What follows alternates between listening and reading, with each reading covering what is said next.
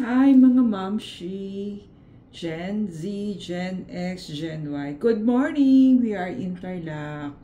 So let's study God's Word. Devotional natin today is Pastor Rick Warren's Daily Hope.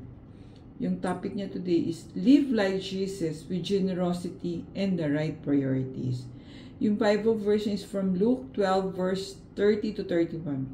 Your Father knows what you need, but put God's work first and these other things will be yours as well.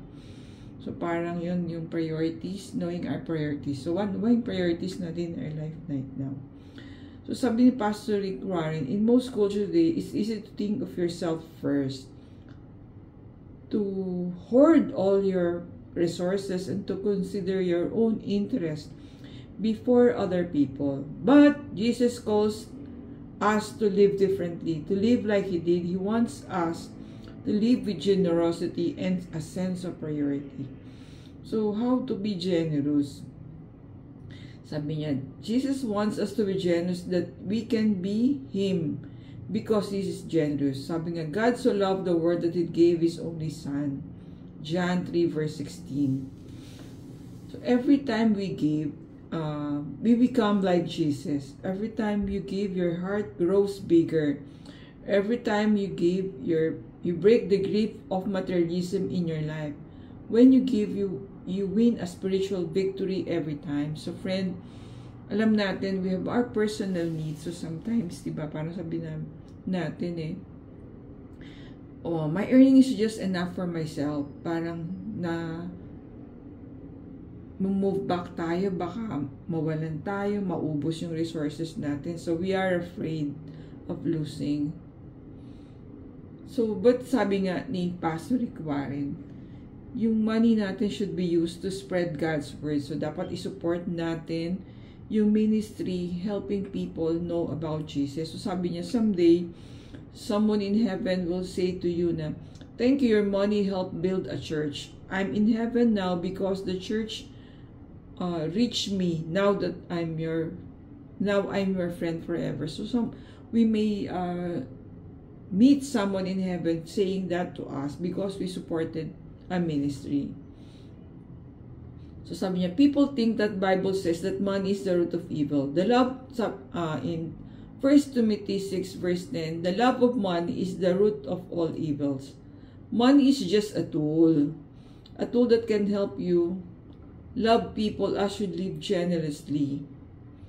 So another way daw to love Jesus is to have a sense of priority, knowing what should be first. So, sinasabi ni Pastor Rick Warren, no, Jesus knows His purpose and priorities. The earliest statement we have from Jesus when He was 12 years old, sabi niya, I must be about my Father's business.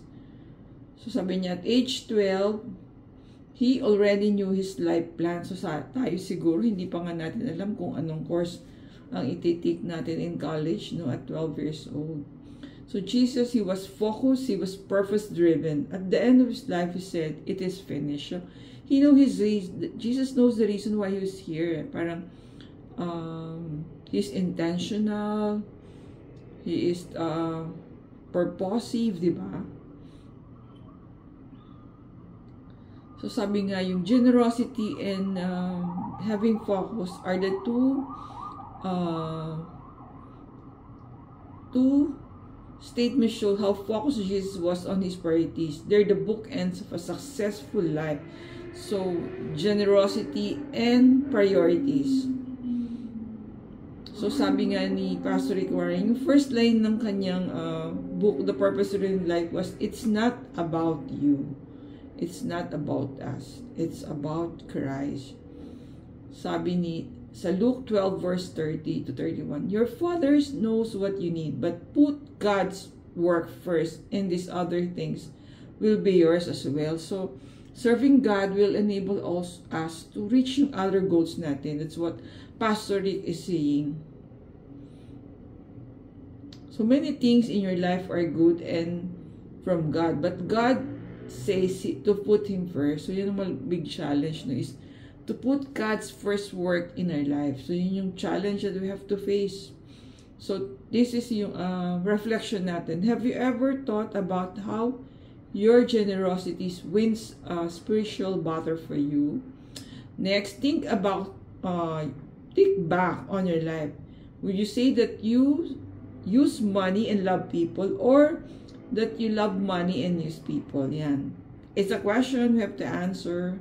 Third is, if you could write the book and to your life, what would you want them to say? So, ano ba yung in our daily life right now, ano ba yung pinagkakaabalahan natin? What are our priorities?